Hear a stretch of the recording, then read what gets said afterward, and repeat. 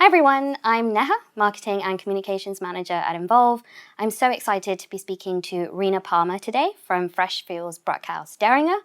Reena is one of our Enable role model list role models, and she's based in London. Hi Reena, so in a nutshell, please tell us a little about your career journey until this point. So I took a traditional route into law in that I studied a law degree at King's College London, followed by the legal practice course at the College of Law. And once I completed my studies, I did a 2-year training contract at a large international law firm, following which I qualified as a solicitor in 2003. I then went on to work as a client-facing transactional lawyer for about 10 years before I moved on to take on more of a support function role as a knowledge lawyer at Freshfields Bruckhaus Deringer 9 years ago. Disability, neurodiversity, and mental health are all prominent themes for me personally. And I'm mentioning this because they are relevant to my career journey. So I'm a parent to 2 neurodivergent children and a carer for a parent with disabilities, all of whom have struggled with their mental health at various points. But I also have my own less visible disabilities, which developed during my working career around 8 years ago. And those are fluctuating conditions that can impact my working life in different ways. My conditions are not visible and they can have a significant effect on me day to day. So that experience, that personal journey with disability led me to becoming a founding member and co-chair of the Freshfields UK employee disability network called Freshfields Enabled in 2019.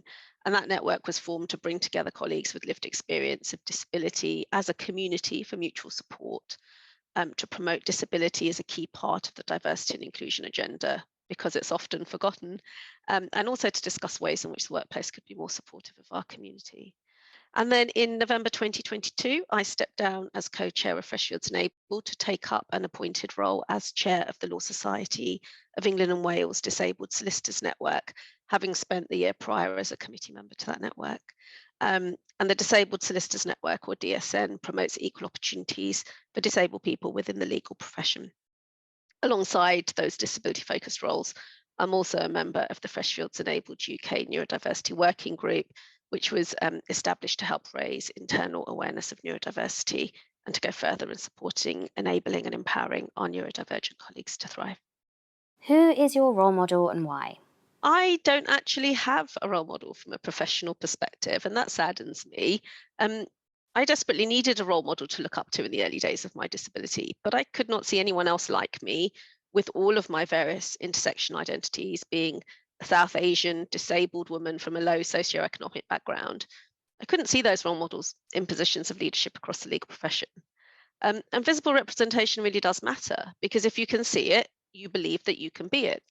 But I couldn't see it. So in the early days of my disabilities, I had some doubts over my future career prospects.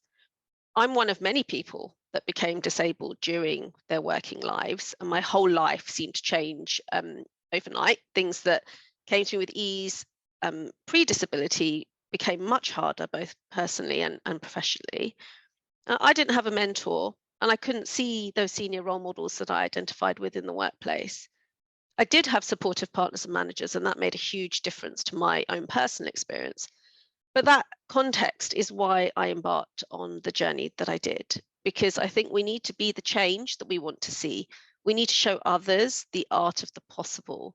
And that's one of the reasons why I decided to share my disability story rather than masking, which I could have done. It was to show the next generation of lawyers that it is possible to thrive, succeed, and progress as a disabled lawyer with multiple intersecting identities.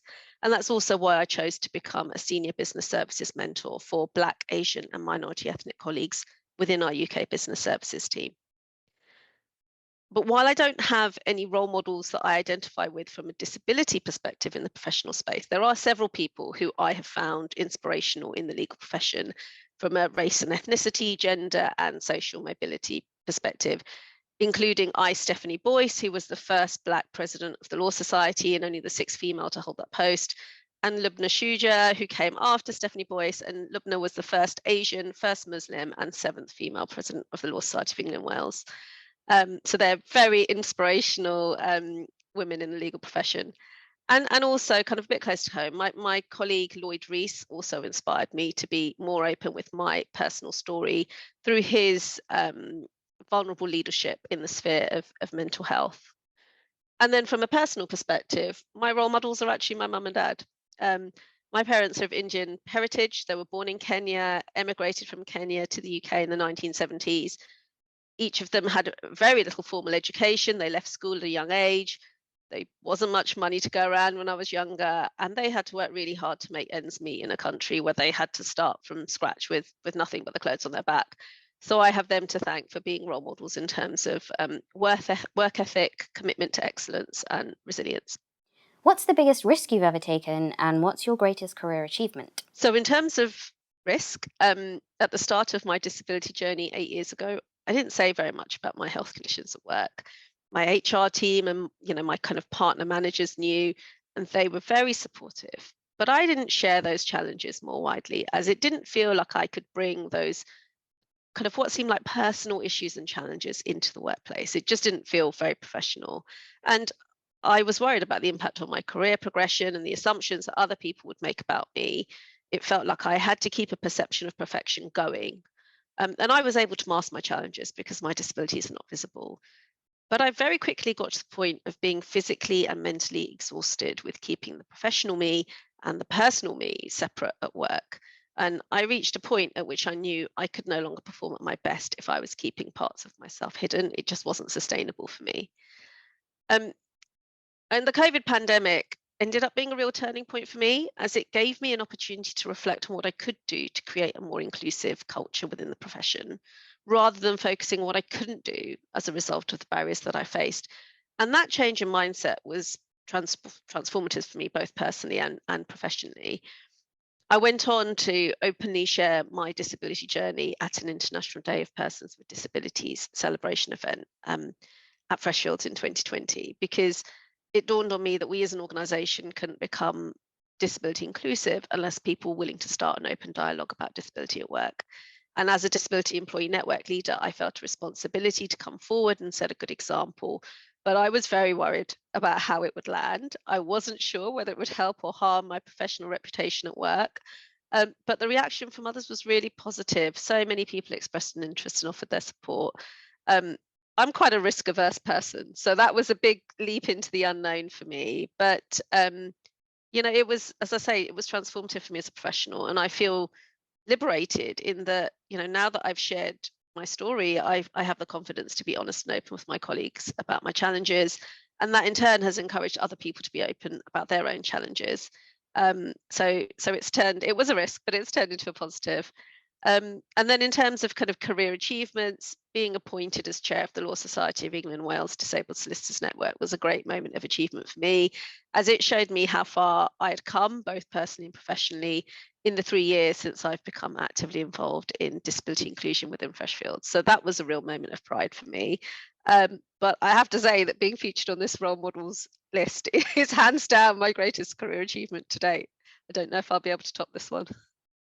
In a short sentence, what would you tell your 18-year-old self if they could see you now? At 18, you feel invincible, as you have your whole life in front of you, but it is never too soon to start taking care of yourself, of your mind and your body. Get regular exercise, eat well, sleep well, carve out time to rest and recharge your energy, and above all, be kind to yourself, because no one else can do that for you. Don't wait until you hit a crisis point later in life to start practicing this, as by then the damage will be done. How has your personal journey shaped the way you navigate your career? In hindsight, my intersecting identities were a significant factor in my career progression, or lack thereof, particularly when I was a more junior lawyer. I was more naive back then. Was the first of my family to work in a professional services firm. I didn't get how it all worked. And I didn't quite understand or question why my career wasn't heading in the same direction as that of my peers. Looking back now, I can tell that my race, my gender, and my socioeconomic status held me back in some respects. And I didn't have vocal allies advocating for me or a mentor to guide me on how to approach that. So I learned to self advocate for myself and to push open those doors that appear to be closed, even though that doesn't come naturally to me. And that experience has motivated me to be open about what I've experienced across my intersecting identities, particularly disability. because I think future generations need to have a role model that's open and honest about their lived experience and that can give guidance on how to navigate some of the invisible barriers that exist. But while my disability has and continues to have a profound impact on my life, I'm actually quite grateful for the journey that it's taken me on, because I think that my experience of disability has actually made me a better colleague, employee, professional, ally, advocate.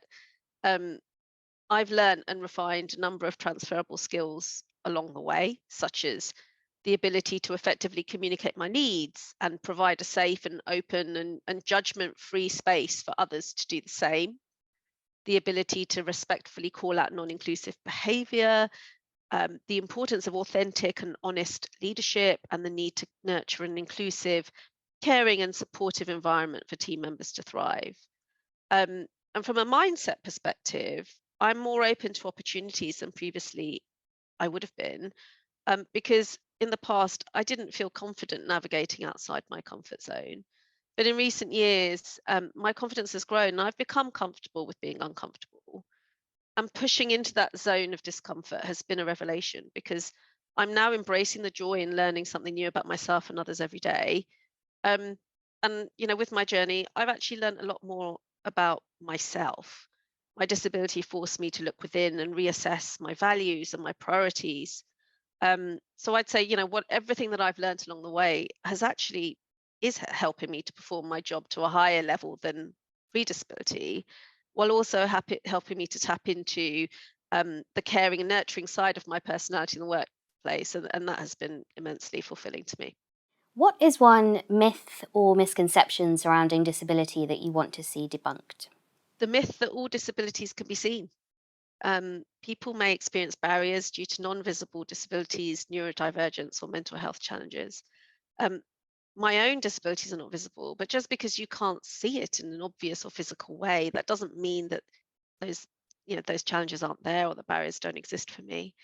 And when disability is not obvious, other people can easily forget about them, and it's exhausting being a disabled person that has to constantly bring up what you need time and time again, and it can leave you feeling frustrated and isolated. So I think we all need to be more mindful that disability can present in many different forms, and that sometimes we need to look beneath the surface and just be more curious about the lived experience of others and the barriers they're facing, even when those are not obvious. How has connecting globally with people in other countries or regions influenced your thinking or approach? I'm mindful that different countries and regions may be at different stages when it comes to disability awareness, inclusion, and accessibility. Some countries are further ahead with this agenda and others less so. There are also definite differences in people's willingness to engage in open dialogue about disability in some regions, due to stigma and negative perceptions that exist around disability. I think we need to be mindful of those cultural and local differences, including around language and linguistics, particularly in the context of a global business, because it can be very easy to adopt a UK-centric mindset. But what works well in the UK may not necessarily work so well elsewhere. For me personally, connecting globally with people in other countries has shown me the need to meet people wherever they are at locally without judgment, while sensitively encouraging innovation and pushing against those historic boundaries. And it's also brought home to me the need to be inclusive of diversity of thought at an international as well as a national level, and the need to bring people together as a community based on shared experiences, regardless of international borders. How do you think driving inclusion in your country or region differs from other parts of the world? Are there unique challenges or opportunities? As a global business, Freshfields have committed at a senior level to disability inclusion globally as part of our valuable 500 commitments, because we believe that business has a pivotal role to play in pushing disability inclusion up the worldwide agenda. And we know we still have some way to go, but we're committed to progressing in this regard. I would say that the UK is further ahead in terms of the disability inclusion agenda compared to some other countries. And some of this relates to the cultural backdrop and legislative framework in the UK. In terms of the broader backdrop in the UK, we do have a very active disability inclusion movement here, which has crossed over into the business sphere. Organisations such as Business Disability Forum, whom we partner with, are helping global businesses like ours to create a more inclusive work environment for disabled employees, clients, and customers. And more, I'm seeing a top-down and bottom-up approach adopted in the global business world, with senior leadership in organizations setting the tone from the top around disability inclusion alongside employee engagement through regional disability employee networks. But while there's been great progress in terms of disability inclusion in the UK, that doesn't mean to say we know it all. And I think we can continue to learn from other international locations that are moving at a similar pace, and in some cases are further ahead of the UK. For example, the mental health first aid concept originated in Australia, and that's since evolved into a global movement. So while we should absolutely congratulate ourselves for the progress we've made in the UK, I think global businesses should continue to push boundaries by adopting a wider international lens and a learning growth mindset so that we are continuously improving and evolving our approach and strategy to disability, neurodiversity, and mental health. In terms of opportunities, our UK offices have been able to lead by example within our global network. We have been pushing the boundaries of convention and historic policies and practice. So in that respect, it's been exciting to challenge and innovate. In terms of challenges, disability data remains a challenging area for many organisations in the UK and beyond. The percentage of people self-identifying as having a disability, neurodivergence, or long-term health condition is not representative of statistics on disability in the broader population in the UK. And that's something that I think all businesses will have to grapple with. What are 2 pieces of key practical advice that you would give business leaders and allies to drive disability inclusion in business? First of all, listen to the lived experience of your disabled and or neurodivergent employees to find out what is and isn't working for them. Employee disability networks are a great place to start. Engage with them, seek their input to inform decision making, and listen carefully to what they have to say. The phrase "nothing about us without us" sums it up, because in order to be inclusive, leaders need to seek the participation of their disabled and neurodivergent people in the planning of strategy and policy. I think reverse mentoring programs are also a very powerful tool for senior leaders to understand more about the barriers that their disabled employees face in a safe and less formal way. And the second piece of advice I have is don't leave it to your disability employee network to do the heavy lifting when it comes to implementing and maintaining a disability inclusion strategy. Your network leaders are doing this side of desk in addition to their day jobs. Strategic and practical responsibility for change has to sit with leaders on the operational side of the business. And leaders need to give key stakeholders the funding and resource to empower them to take tangible action in driving and sustaining disability inclusion within an organisation. Thanks so much for sharing your insights with us, Reena.